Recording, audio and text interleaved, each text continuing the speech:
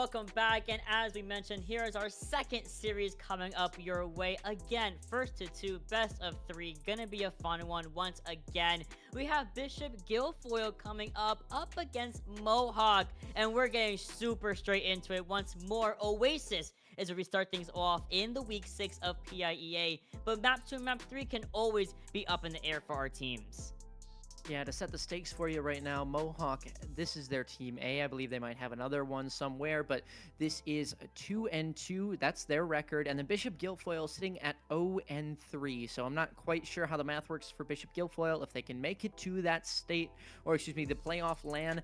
But Mohawk, I mean, they are certainly in the running for it, if not already there. So it would be nice to see them chalk up one more just to secure their positioning. But of course, Bishop Guilfoyle, we want to see them get their first win on the board today. They've gotten at least a map so far, but we want to see them get that first match overall. Of course, so many things that go into that, and one of them being the agent comp. So let's take a look there, Mont. Oh, for sure. And I love that we're already seeing, kind of an inkling of what these teams want to play. We're seeing the same kind of song and dance of having a Bastion on our team, a Lucio, even a Sojourn, and Soldier to an extent coming in from Mohawk between Destruct and Paste. Bingling coming through on the Jungle Queen, so a beautiful rush brawl kind of thing is happening with Mohawk with a backline of the Juno and the Life Weaver. And Bingling walks out right into the fray of a turret form Bastion, giving us a big opportunity for Bishop Guilfoyle to take over this fight early on and just really pepper in that extra bit of damage output on the back end line. They are mean. I mean, this is disrespectful, Mason. Be careful. They are just running it down with the Pharah. They have no fear at all. And this is honestly not what I expected out of the gate from a winless team. Remember, they're still looking for that first one, so maybe they're just off to a slow start. They found some adaptation. They are here to play for it. You know what? I'm so down. Let's see what they can get going as they farm up this barrage relatively quickly. Again, the highest percentage on the board so far at over 60.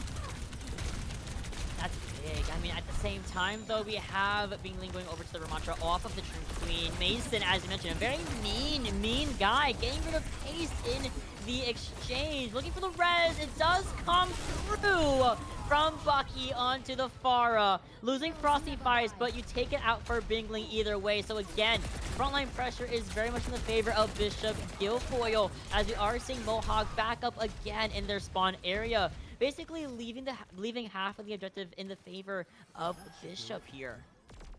I'm curious. Again, we're seeing that similar tempo to that of Forest Hills and Spring Grove, right, where it was that initiative not really being taken. This is a barrage if I've ever seen one. It should have been, at least. Instead, Mason maybe getting a bit too aggressive going down. Going to cause some problems for this team, as now you're kind of looking to maybe pull some value out of nowhere. I mean, very luckily getting back into that mech, but should be removed very quickly after that.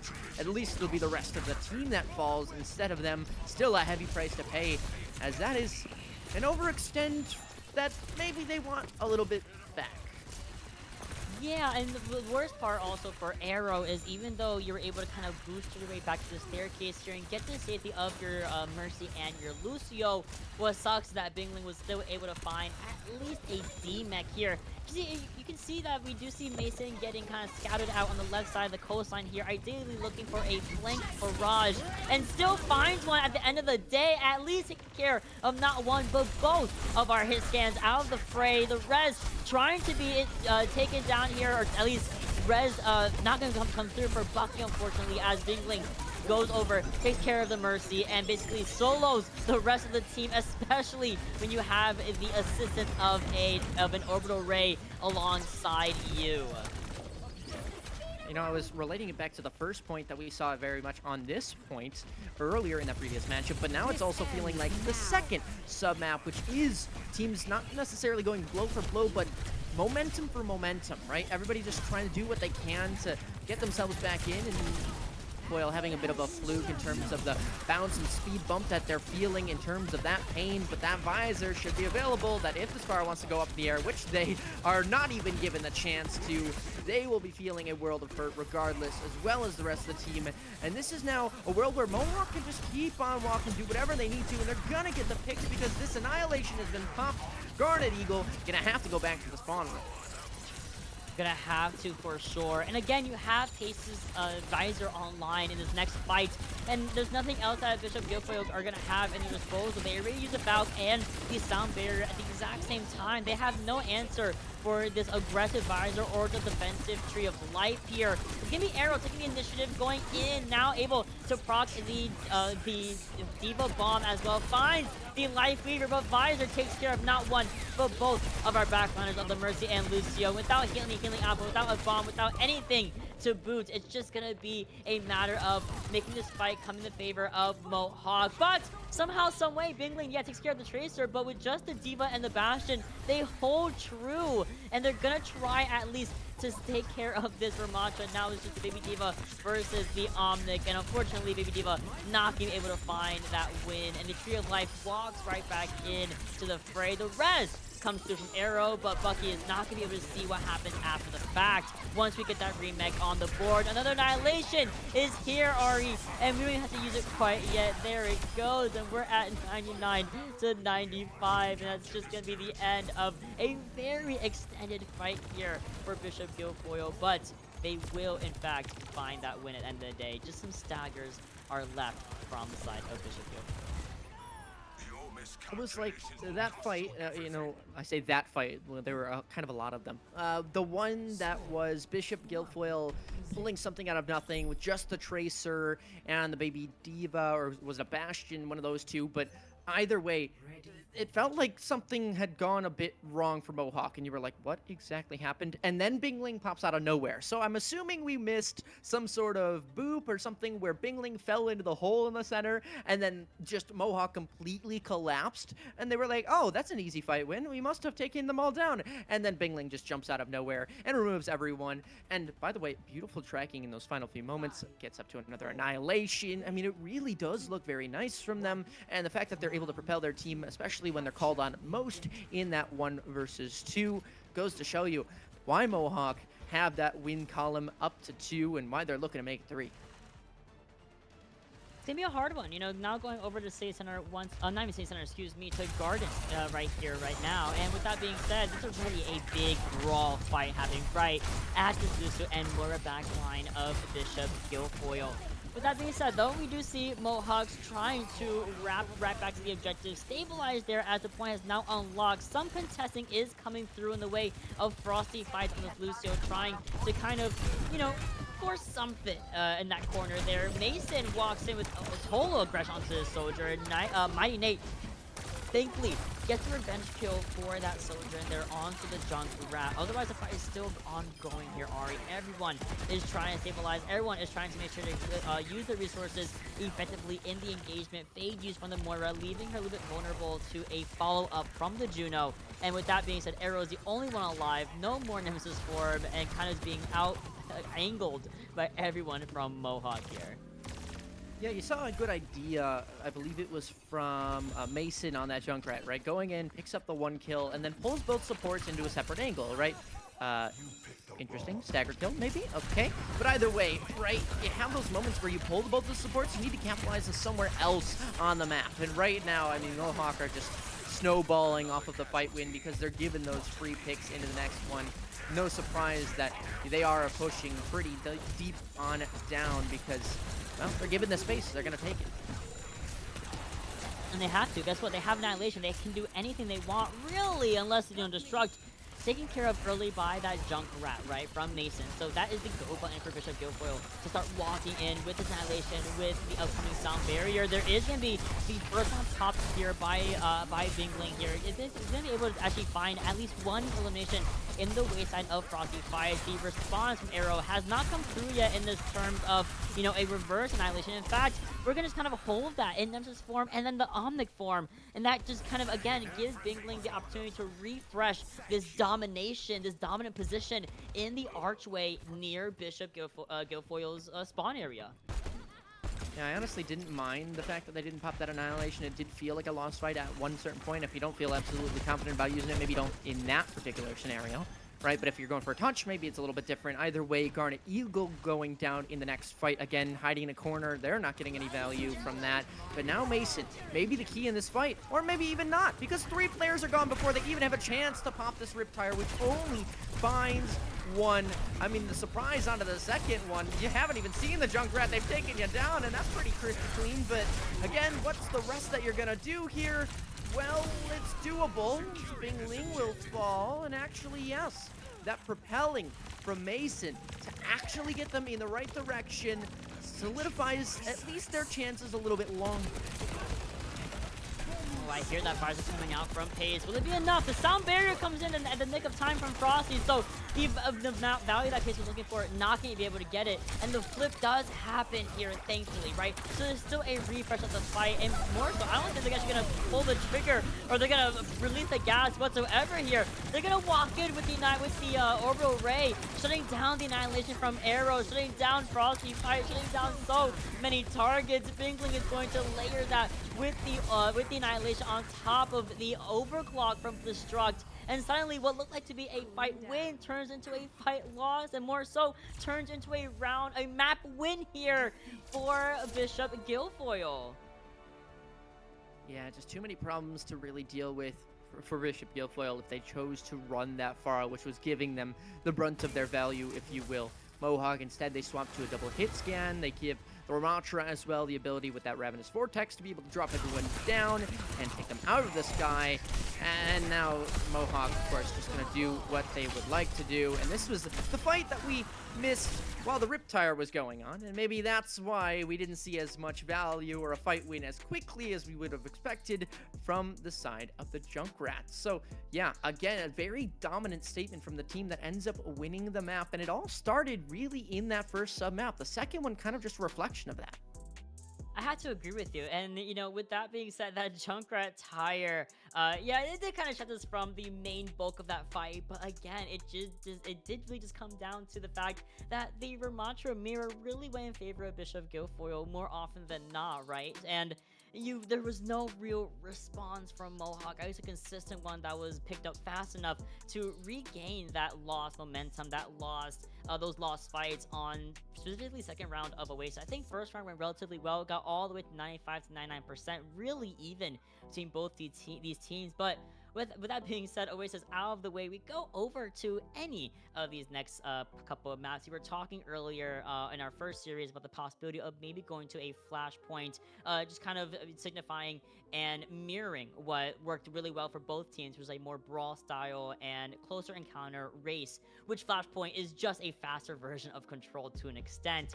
Otherwise, if they want to go to a payload map, that could be a big one, but I do think Bishop Guilfoyle, with the way that they play momentum so well in tempo, they would be happy to play on a payload map where the whole point is to either be the aggressor or stop the aggression.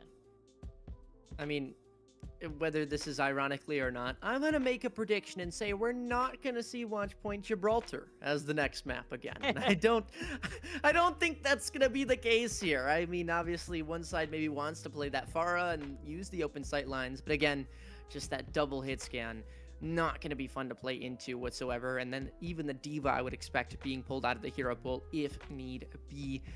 Honestly, I am thinking it is going to be that flashpoint. It makes sense, right? Push, I mean, you could get away with, but at the end of the day, it really doesn't favor you in those certain moments when you're looking to harness something out of nothing and consistently win. But we're getting word that it is escort, which means everything we've said has been irrelevant, but it's just been slightly off the mark. Ooh, and it's not gonna quite be Gibraltar or anything like that. It's gonna be Route 66 kicking our way here for map number 2. And I'm really excited, honestly. I think Route 66 is a relatively strong escort map to showcase your kind of prowess on. And also, if you want anywhere to really either full hold or stop aggression, it's probably Route 66. I can do that. The easiest of all the escort maps available in our current map pool. Of course, it depends on who wants to attack first, who wants to defend first, and there is some sort of, I always prefer attacking first just because you can kind of have a mental visual of where do I need to defend when I eventually flip sides. We will get word on exactly who wants to attack and defend first, but with the way that Bishop Guilfoyle is playing, it looks like, first of all, they want to go defense, and I was going to say I felt like they would want to go for the defense. I feel like they feel confident in stopping Mohawk in their tracks. Yeah, I'm just worried because Mohawk was the team that ended up winning that first map, correct? Is that Do I have it backwards or is it graphic backwards? Because I could have sworn that Mohawk was the team that ended up victorious in that 2-0 fashion. Oh, Bishop they won. The did. overlay It was was Bishop? swapped around, but the in-game team names were Gotcha. correct. So yeah, so Bishop were the ones that had so much good things going for them on Oasis. And again, I feel like they feel confident to replicate that. What's it called? That success. Bishop Guilfoyle, I expect to see them essentially do more of the same, right? And with them being on the defense here, right, they are trying to minimize this game to as quick as possible, if you will, right? Again, we always talk about how the less time that you have to play, the less time that you have to make mistakes, right? And so even though the players are talking about Clash Royale in the game chat, they're going to have to play Overwatch now, because if you don't, well, the other team's just going to batter you to oblivion. Oh, 100%. And we're seeing the same kind of game plan, the same composition from both these teams. If it's not broke, don't fix it. Only thing that's kind of changing up here is instead of the Juno, instead of that consistent speed boost, we're going to have the immortality, that sustain of the Baptiste. And you know what? No need to heal. Everyone's dead, right? You take care of the Far, you take care of the Moira, leaving Arrow, Garnet, and Bucky to retreat back to their spawn area and lick their wounds quickly enough. Bucky taken down, pummeled by the Vermatro, and then you have the D-Mech onto Arrow, and they could stagger him out, but looks like there's the elimination at the end of the day. Big hold here for Bishop Guilfoyle.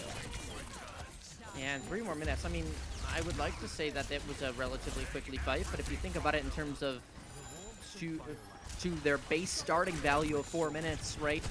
That's 25% of their time gone, right? You only have 4 chances, and that's how one of them was used, right? I need to see another look that really shows they have what it takes, or at least a different idea than what they've been doing, because right now they're just pinned in their own spawn. I want to see something that is a little bit maybe unoriginal, or something that just works for them in their favor, which of course is easier said than done, but that's what they need to be looking for in these moments.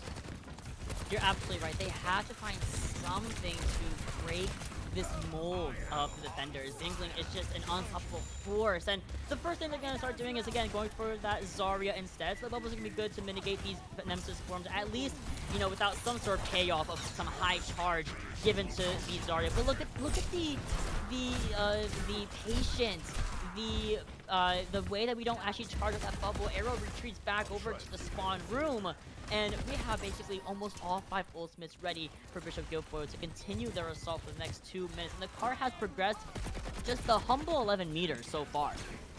I mean, on the bright side, you've at least found 1 pick, but again, how do you salvage this situation when Tasty is just on top, the high ground? Okay, Annihilation buffed as well. Maybe we're getting a bit too frisky, guys. You've used an investment already. They already had the upper hand, excuse me, and I feel like at that point, you might just want to save it for the next time. I mean, Mohawk, that fight dragged on for such a long while, though, that you've already burned through another 1.5 minutes instead of maybe just the 1 minute long fights that you expect to take, because now you're grasping for straws that, well, are kind of like shriveled up, broken, and you're like, this might do, even though it's not fully stylish and, you know, your classic fancy water bottle sort of straw. I love that description you just gave us. And also Destroy gets the rail shot onto poor old Mason. Thankfully, Arrow runs down the Baptiste, so they're going to be down to support for now. That's why the True Life is thankfully online here for Gum Guy on that Life Giver, right? So there's something to sustain even without the Baptiste. But I feel like they might not even need it. They have Overclock, you have Window coming back online when you walk back from that spawn room. Arrow has Grab, though. Bucky also has the Rush. So this gives me really big. 9% to the Death Blossom also to boot. And the continued Rush from the back does get procced here. And the Overclock will be used. And the Graviton Surge. So basically, Ari, everything must be used. Nothing must be left behind.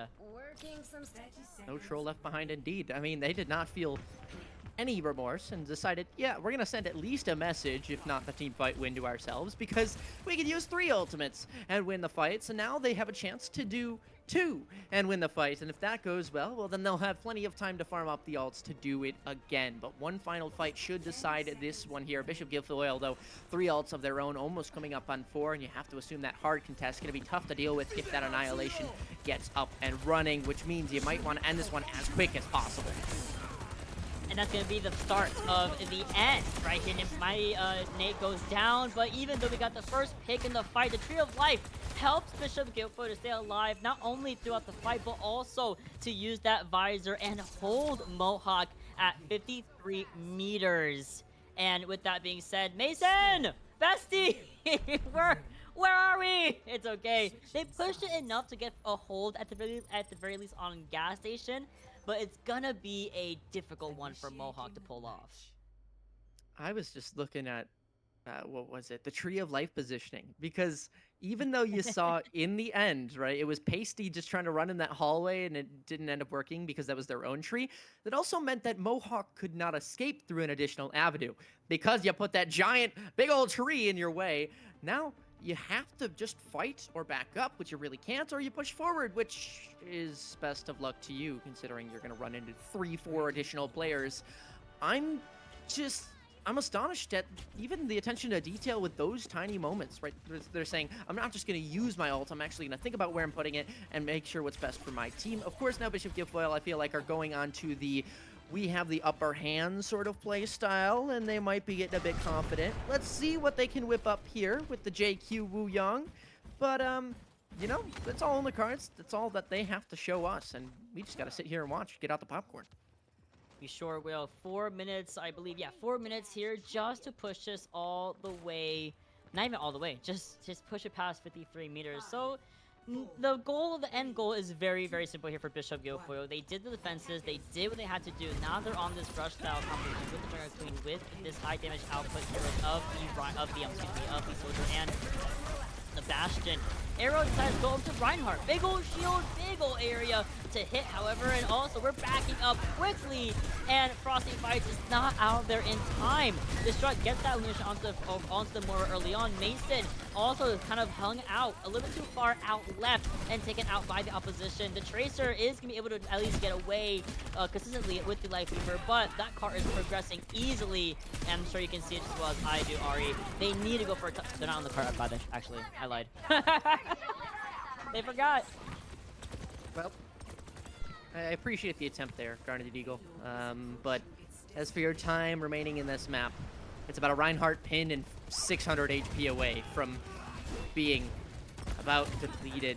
I mean, there's an Echo in the picture to give you hope, but but I think the Echo will be found in the chambers of an empty room, a rubber room full of rats.